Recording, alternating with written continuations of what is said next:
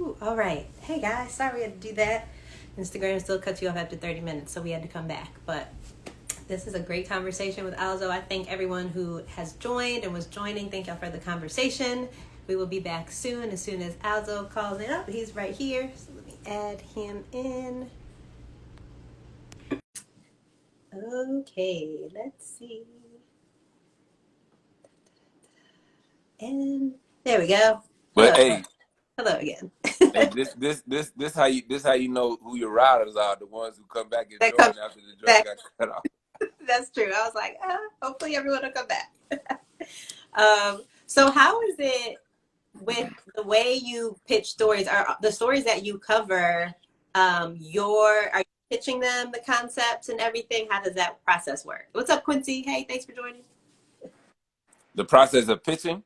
Yeah, and the stories that you cover, I guess, are they all stories that you have pitched or Oh yeah. So anybody can pitch a story, okay. right? So um the like some of the stories that I've done, I've pitched, Hmm. and other stories producers have pitched. Then there are other times where, like right now, election is happening, so they'll be like, "Hey, Alzo, would you be interested in going to this place to cover this?" And if I'm interested in, I'm like, "Let's rock," So, and some producers will before they even pitch a story in a meeting, they'll come to me and they're like, "Alzo, I was thinking about this story, and I think you'd be perfect to host it. Would you be interested?" And if so, they put my name on the pitch, and then we pitch it together. You Oh, know, nice. So what's one of your favorite or most memorable stories that you've done so far? um, so in the UFC, the UFC, Mhm. the fighting Yep. mixed martial arts. In the UFC, there are 35 Russians, Oh. and 21 or 26 of them are from this mountainous region of Russia, in Dagestan. Wow. And I went, and they have these Russians in the UFC. They have like a 90% win rate, and so basically we went to Dagestan to see what they putting in the water Right. to make these dudes fight the way that they do, and and so I went to the mountains of Dagestan to train with them. Yep. Yo, Oh, Nikki, that great. that was it was real. Why you were in there? I was I was I was at 9,000 feet above sea level. Like we wake up at the crack of dawn and run 2 miles in the mountain. And this was the winter, Ooh. so we running. So Oh, we meet up, and then we stretch for like 5 minutes, and then them jokers take off. Wow, hey. what? This thing we running, and I don't know when we gonna stop. I don't know if it's a mile. I don't know if it's 2 miles. Right. 20. Then we get towards the end. Now they ahead of me. We get Mm-hmm. towards the end. It's a long patch of ice, at least 30, like 25, 30 feet. I got my hands out like y'all can see it. Like 20 or 30 feet of ice. Okay. They slipping and sliding to get across the ice. What? Oh, Yes. yes. And I stopped. They on the other side, and it's a hill on the other side. Oh my goodness. And I said, now mind you, we running on a cliff. So on the right side is more mountains. On the left side is just a drop off, Oh no. like a complete drop off. Now it's enough width. It's probably the width of like, maybe 2.5 lanes, Okay. 3 lanes. Yeah. But but then when we come around this curve, that's where the patch of ice is. Man, they on the other side of the ice. They finish, right? And I get to the ice, and I'm like, yo, what? What is Right. it? They're like, Alzo, come, come, come. And I was like, do you go around? Right. How did you? Because there's forest, there's woods, there's wooded area and mountains on this side, and then there's a cliff with like bushes on this side. So you got to you go either to the cliff, on the ice, or in the woods. Oh my And goodness. I'm like, man, how did y'all get over there? They're like, just come, just come. And so I make my way around, and it's ice and water, and like, and I plunge both of my feet into freezing cold water. Oh my gosh. And I'm up there, I'm cussing. I'm like, fuck, I'm pissed, I'm cold. It's like 6, 7 in the morning. And I look up, and they like, come on, champ. And I said, my feet are frozen. My feet are frozen. You know what the fool said? They said, Alzo, nobody cares. Nobody cares. Finish. You gotta finish. Oh my gosh. Yo, that's the first day. And so you had any warning? Like, you didn't know you were going to be training or any, oh my gosh. No, I knew I was going to be training. Okay, but you didn't know. I was going to be training. Right, but you didn't know what that. Listen, they fight out there. Do you understand? Like, it's like Sparta. They train these kids from like age 8, 9 as wrestlers, and then they go into mixed martial arts. They have a history of fighting there. So that story was memorable. And they the other one, you know, I've told this to people. I did a story in Berlin about non-offending pedophiles. And it was interesting because you try to approach each story without preconceived notions, but you hear the word pedophile and you can't help but to like cringe and identify these cats as the scum of the earth and all of that. But these dudes, they are attracted to kids, but they know it's wrong and they don't engage, right? That's what the title means, non-offending. Non-offending, but they want help. Okay. And in America, if you seek help, if you go to a therapist or a counselor, and they see you as a threat or a risk, you know, to put children at risk, then they have to report you. They're mandatory reporting laws. Right. And in Berlin, they don't have those, and so we went to a center where they help these people. But we also talk to people in America where it's like, these people got a problem. They know they got a problem. They want help, but they can't get help because they're going to get locked up. And so what recourse do they have? And they fall into depression, and then it increases the chances that they may offend because they can't get help to manage this thing, you know? And so it was one of the reason that story was memorable, because it required of me, it required me to kind of just step back and look at their situation from a human perspective, as opposed to one that just is accusatory and belittling. And so, like, I didn't walk away thinking that these folks should be able to, you know, do what they feel like doing, but I was like, they should be able to get help. And there was once where the doctor who ran the center in Berlin, like, this is where the line just was crossed for me, where he said pedophilia is a sexual orientation. Oh. Yeah. So in the same way that you may be attracted to men or women that are adults, these folks are attracted to children, right? And we're born that way. And so the ramifications of that can be pretty serious, because you were born black. I was born black. So if Vice or I don't know, wherever you work, they told you couldn't work there because you were black, that's a violation of your rights, right? Your civil rights. You're born this way. So if somebody said you can't work here because you're gay, that's a violation of your rights, right? So because you were born that way.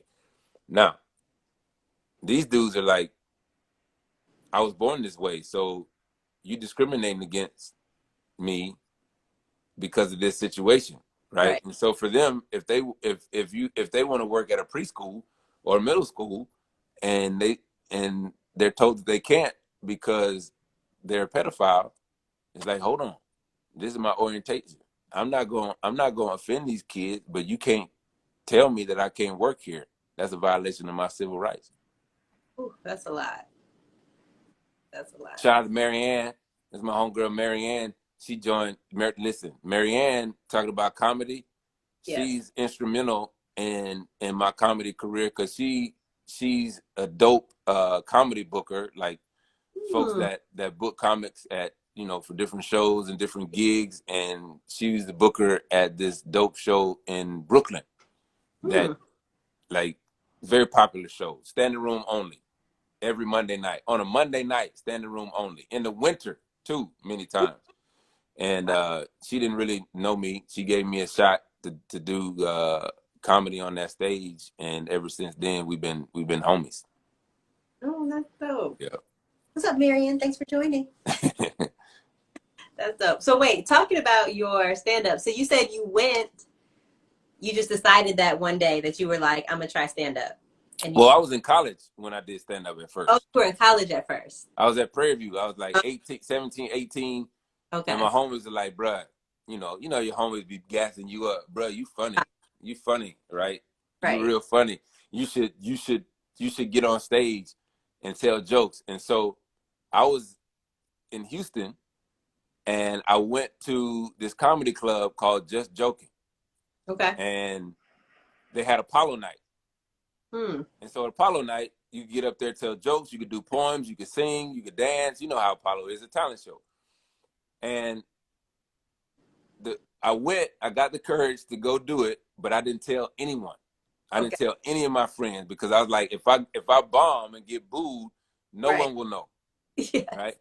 And so I went there, and Nikki, like, it was, I did some jokes, I killed. Like, they loved it.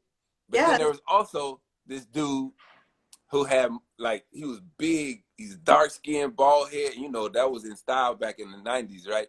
So this is like 96, 95, 96. And he got muscles, and he's singing. And he's like the combination of Luther Vandross and Teddy Pendergrass put together. And he's giving out roses to women while he's singing. I'm like, man, I can't compete with this, yo. So at the end, in Apollo, they bring the people who made it back on stage. Right. And then, the Kiki Shepard goes and so they got to me and people were cheering, yeah, he's funny. And they got to the dude, the singer, and the place just went crazy. Like, and of course he won. And then, but everybody was encouraging and supportive. And they said, hey, young man, don't be discouraged. Come back next week. Don't give up. Like, you were funny. So I'll go back the next week. Did you tell your time? Of course I told my friends. I told my friends this time because I was like, I killed. You need the crowd. And I was like, I showed out. I was funny. They loved it. So I told my friends. And there was a different host, a different MC that night. Okay. So he calls me up, and I go into my set, do my joke. First joke. Crickets. Oh, no. And I'm thinking to myself, this was working. This worked last week. Last week. And then I go to the second joke. Crickets. Oh my goodness. Next thing you know, I hear in the back, faint, boo, boo, boo. Oh no. And all of a sudden, a cacophony of boos. Just everybody's booing. Boo, get out the stage. And then the DJ comes on, and then the Sandman comes on and sweeps me off the stage. And remember, it was a new MC, right? It's a new host. So he came back on stage and he had my back. He said, man, usually I'm in agreement with y'all on who y'all kick off this stage. But I have to say, I was off stage laughing. My man's jokes was funny to me. And he said, I don't understand why y'all booed him. Why did y'all boo this man? This woman stood up. I wish I had a glass. She stood up and said out loud with her drink in her hand, we booed him because he said them same tired ass jokes last week. So they were funny. It's just last week. But I wasn't a comic. I wasn't a professional comic. I'm not writing jokes every day. Right. And I'm young. I'm like 17, 18. I'm like 18 years old. So I'm thinking, it worked last week. it's It's gonna gonna work. work this week, not Right. thinking it's the same people that come to this show every week. Every week. Oh Yeah. man, that's funny. So then you went back to it when you got in Brooklyn. You said you Yeah. just When I got to New York, when I came to New York, I got back into it. Yeah. okay. Yeah. Dope, dope, dope. So do you in your role, I guess now with Vice, do you feel any responsibility as a Black man in America to cover certain stories? Yeah, that's a good question. You know, this summer has been uh, a tumultuous summer in Mhm. many ways. COVID, um, Black Lives Matter, you know, police brutality. Uh, and so when things like um, George Floyd happens, you know, stuff in Portland, it's as a Black journalist, you feel you feel a sense of responsibility, especially because you have this platform, right? Mm-hmm. And it's not to say that someone who's not a Black journalist won't do well covering it, but it will definitely be different, right? Mm-hmm. And so I want to be there to tell the story or provide an opportunity for the kinfolks that are in the streets to Yep. tell their story, right, in an authentic way. And so, in that respect, I feel like I have responsibility, but I also have a responsibility to myself to protect my mental and emotional health, right? Mm-hmm. Because you know, you go to Minneapolis. I got arrested in Minneapolis. Me and my crew, we got arrested in Portland, got shot by federal troops with rubber bullets and ballistic batons, right? Wow. You go to Stone Mountain, Georgia, and you see racists on one side, anti-racists on the other side, and both of them have guns with live ammunition in it, right? So your head has to be on swivel, and Right. so um, you have to protect your physical health, your emotional health, mental health, and so at some point you have to be smart enough to know when to fall back Mm-hmm. so you can be of service once you go back into the fray, you Yeah. know. Yep. That makes a lot of sense. Let's see. Danielle asked a question. Do you have an automatic I'm not doing that stories, like set of stories that you won't do? Um, I, it's not absolute, but there are stories that I've said no to, um, because you one of the things is you think about like what it is, what stories do you want to tell, you know, and if the stories don't have meaning to me or I'm not interested in it, like for election, right? Election politics, I'm probably the least interested in election politics amongst all the correspondents at Vice, right? Yeah. And so I'm not really interested in talking about or interviewing people about, you know, who they intend to vote for and why and all of that. That's not my steez, you know. But if we are talking to a family where, you know, a Black family where it's a tradition of of voting and being informed and how this tradition is a result of a long lineage, you know, connecting to, you know, their ancestors being held in slavery. Like this is not a story. I'm just making something up, right? To me, that is interesting Right. around election politics. Yeah. Yeah. Makes sense. Let me see. We got a few comments here. Supreme Elohim said, "Can journalists have security?" Yeah, absolutely. You mean like security to protect us? Yeah. Yes, we do. We do. We've had security in places like, you know, protests where things can in any second they Mm-hmm. can pop off, right? So you want to be in a position that you can do your job comfortably. And so if you have security around watching your back, that makes it easier for you to do your job. So absolutely. Yeah. So if you know you're interested, I just went through HEFAT training, which is hostile environment first aid training. That's what I was telling you about. That's what I was doing. Like you just, you know, they teach you, um, like if you're out in the field in a hostile environment, and let's say you get shot in the leg, what should you do? How do you properly apply a tourniquet? If some, how do you stop the wound with indirect pressure or direct pressure? Is it an arterial bleed? What color is the blood? Is it squirting out or is it just flowing out? All of those things. That is intense. Yeah. Rashida said, praying continuous protection for you, Zoe. Appreciate it. Let's see. Miss Baxter said, oh, you actually interviewed some people that she knows for a piece on AAVE in the courtroom. Oh, yes. African American English. Is that that's what she's talking about? Yes. I'm in NYU's linguistics PhD program. And yes. I'm in forensic linguistics. So I've spoken to Taylor and Jesse and Christopher about it. Oh, yes. That story was interesting because Black folks in America, we speak with a little swag, with a little extra funk on it. You can call it Ebonics, you can call it African American English. Even the slang that we use, vernacular that we use. And so when you're in a courtroom and there are court reporters responsible for typing and recording every word that you're saying, so they're typing it, right? And then, but that's entered in the court record, so that's official. Right. So those records are used when it comes to arraignment and all these other things and other court proceedings associated with that person.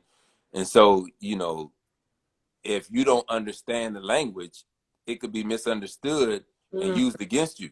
A very pedestrian example would be like you understand and you say, the person on the stand and say, yeah, man, he asked for a lawyer, dog. And then somebody reads that back and understands that to be that they wanted an attorney that's a canine. Like, no. Shut your dumb ass up. Right. That reminds me, did you hear about that news story of that guy who went, I think it was like a Lowe's or Home Depot bathroom. He went in the bathroom and he said he was about to blow it up. And people thought that he actually meant like. See what I'm saying? See what I'm saying? Yes. Oh, man. Let me see. Okay. I thought someone said something else. Okay. Last question I have for you, because I know I've taken up so much of your time. Do you feel like you're working in your purpose? I guess it's a two-part. So do you feel like you're working in your purpose? I'm always working in my purpose. Okay. Always. So how did you uncover all your purpose? Because a lot of times that's sort of hard to figure out what it is, what you feel like you're meant to do. I don't know. I don't know if I subscribe to the notion that any individual has an absolute purpose. Right. Okay. I think just do what you feel, man. This, like this is what, like, this feels right to me. Yeah. Right. This feels right to me right now. But that doesn't mean that, like, if 6 months from now, God forbid, I lose this job or you lose this opportunity or something else comes about that's different. That doesn't mean that this was not my purpose. Right. Like, this is what I'm supposed to be doing right now because it feels right, and I think people, all these life coaches and all these, life gurus, all these people that post, these inspirational quotes on Instagram, right, about, you need to be living in your purpose, and much respect to these folks, right? You need to be living in your purpose. You need to know yourself. Like, people don't really, it's easy to say that, but they don't tell you how to do it. Yeah. How do you even get to know yourself? You know what I'm saying? And I know what the answer is for me. I just ask myself a lot of why questions. Why do I think the way I think? Why do I dress the way I dress? Why do I hang out with the people that I hang out with? Why do I laugh at what I laugh at? Why do I believe what I believe? And many times the answers to those questions are going to be answers that you don't want to face. But in the interest and in the objective of personal growth, you have to stand toe to toe with those answers. It's like, why do I dress the way that I dress? Why do I spend money that I don't have trying to impress people that I don't know or that probably don't care? Mm-hmm. you know. And if you peel away those layers, the more layers you peel away, the more you understand who you are at your core. Um, and once you understand that, you begin to recognize that what people think and say about me really doesn't matter as much as I thought it did, you know. And so I think you're able to identify your purpose once you're able to peel away all of those layers that society has placed upon you.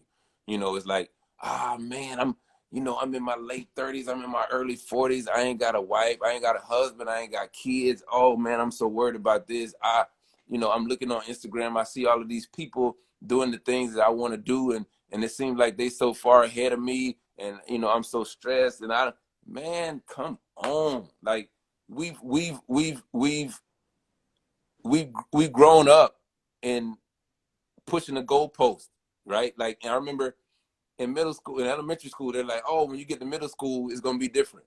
Middle school, when you get to high school, it's gonna be different. Oh, in college, when you're gonna be different. In college, they tell you, oh, when you graduate, oh, the world ain't gonna be as easy as it was in college. You're gonna have to start figuring this. So much pressure. You know what I'm saying? So much pressure. And to me, like, if if you just commit to just learning, like, to me, learning is what makes me the most free. You know what I'm saying? And my homegirl Vivi said, maybe is it asking why the purpose? Yeah, exactly. Like, Yeah. why are people asking what is your purpose? Because I feel like within that question, what is your purpose, there's this idea of who am I supposed to be? Mm-hmm. And it's difficult if you don't understand who you are. It's difficult to reconcile who I'm supposed to be with who I think I'm supposed to be, because the world tells me I'm supposed to be this at this certain age. You're like, oh, you are a woman at this age living in this place. You're supposed to be doing this. So how do you reconcile that with who it is that you want to be? Mm-hmm. But can you even disconnect them, Nyki? Yeah. How do you disconnect the idea of who you want to be with who the world wants you to be? And you can't do that without asking yourself some serious questions that may not get you to the answer that you want to see about yourself. Yeah. And to your point, I mean, that it makes so much sense. What you said at first was like, do what you feel. Like, Yes. because I feel like, to me, that tugging or whatever you feel compelled to do, like, even if you don't recognize it, like, that is something you're probably meant to do. Like, most Yeah. likely. But I think you have to be careful too, because it's psychological, because that tugging and that feeling could be a direct result of the cultural and social pressures that have been placed upon you, That's right? good You point. know, Mm-hmm. so I think one of the things that I think has come out of this COVID thing is people um, have had to exist much more than they would have liked in this position of solitude, right? Yeah. And to me, there's a lot of freedom in solitude, Yeah. because you have to sit with yourself and understand um, who you are Yeah. without being connected to other people Right. to Without validate who you are. you with friends. Like, no, Yeah, it's just you. yeah. So people who are used to being out and being validated by their social circles, Mm-hmm. that doesn't exist. And so a lot of people are having difficulty existing in solitude, And so I think there's a lot of freedom in solitude if you are willing to engage what some people will call your demons. I don't necessarily call them demons, but engage your demons and your angels and see how they work with each other to figure out how to better yourself and become, I guess, that person that is living your purpose. I think this purpose driven life stuff is a bit misleading, and I think it sets people on this myopic path, Mm-hmm. and being myopic to me is probably the worst thing that I could be. Yeah. Tunnel vision sucks. Yeah. No, that's true. Let's see. Rashida asked, how does one do what feels right successfully in a healthy way and pay the bills? How does one do what feels right successfully in a healthy way and pay the bills? Well, I think at this point you just got to be innovative. Like, it depends on what position you're in. Like some people have responsibilities, families to take care of, kids, and mortgages and whatnot.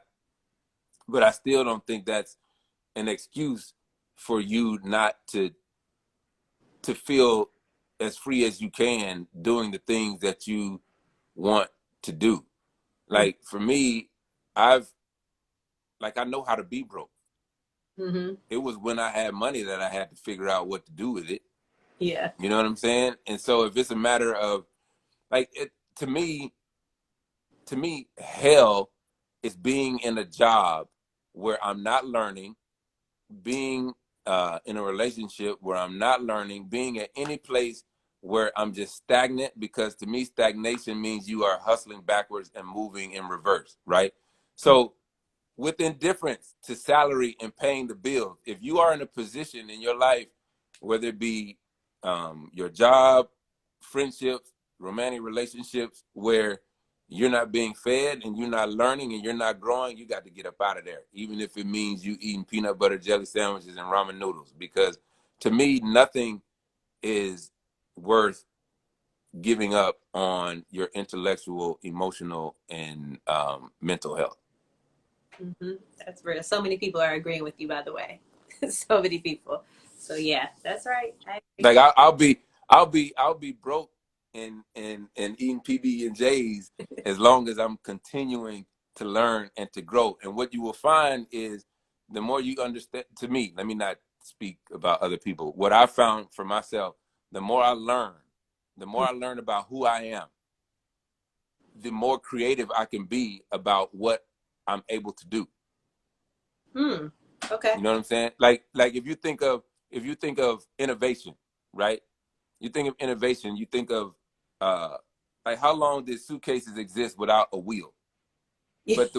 And how long did the wheel exist while suitcases exist and and people didn't think to put them together? Right. You know what I'm saying? So innovation is taking many things, two or more things that exist already, and putting them together in a creative way to create something that did not exist, right? So luggage with wheels did not exist, but those two things existed before. So that's like technical innovation, right? Technology, right? Mm-hmm. But what does personal innovation look like? Personal innovation is like you got tools at your disposal. You learning stuff every day about yourself. So how do you synthesize information that you learn about yourself in a way that you can personally innovate and make yourself better? So within yourself, you got the wheel and the suitcase. Right. And you've been living with this wheel and suitcase all your life. Yeah. So how you put those two things together personally, and then you become a better you. That's this just sounded like a goddamn quote on Instagram when I said you become a better you. Good. Like, Yeah, but when I said it, it sounded cheesy as hell. it's a good analogy, though. Yes. Look, we have praise hands. We got 100s. It Hazel. sounded mad. It sounded mad cheesy though as I was saying it. You That, can become a better you. Personal innovation. you got flames. You got it all. Okay, you got it all. Oh man. Well, also, I won't take up any more of your time. Wait, I just want to tell you what people are saying. Yes, you have to find your source of power. Yes, Pastor Slade out here preaching. Preach, philosopher Slade. Yeah, See? let me go ahead and put my Venmo on here so jokers can send me an offering. Take up a collection right quick. You know what I'm saying? Take up a collection. Let them use you. Yep, do it. What's up, L? Yes. What's up, Menuin? Yo, Yeah. my man Menuin say I'm in TED Talk mode. You know what's crazy? What? Talking about HBCUs. What? Prairie View is doing a TEDx talk. Really? Yes, they're like the fourth HBCU to be invited to do TEDx on campus. So, and I'm one of the speakers. So I may use this personal innovation situation on my TED Talk. Wait, that's amazing. Yeah. Congratulations. Appreciate it.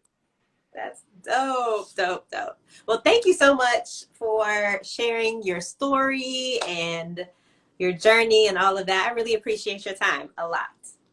Thank you for having me. It was fun. Of course, it was fun. Thanks everyone for joining, especially the people who came back. Like y'all in for round 2, so I really appreciate you.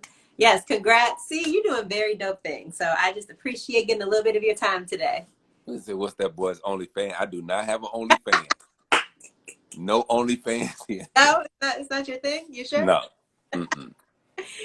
Someone did say, "What's the date of the TEDx, and when does it end?" Oh, it's not. It's in February. Is it February? Yeah. Is it something that people could tune into live, or is it like? No, it won't be live. You know, when they'll put it online afterwards. Okay. Yeah. Cool. Mm-hmm. All right. Well, thanks so much. I feel like I've just taken up a lot of your time. So. I mean, what? It ain't like I'm going out. And it's pouring. Like, you know what I'm saying? All day. So. Yeah, it's been gloomy. It's time to do some reading now. Yeah. All right, cool. Well, thank you so much. Thank you guys for joining. Have a great evening, weekend, all that stuff. I'll talk to you later. Appreciate you. Thanks. Bye.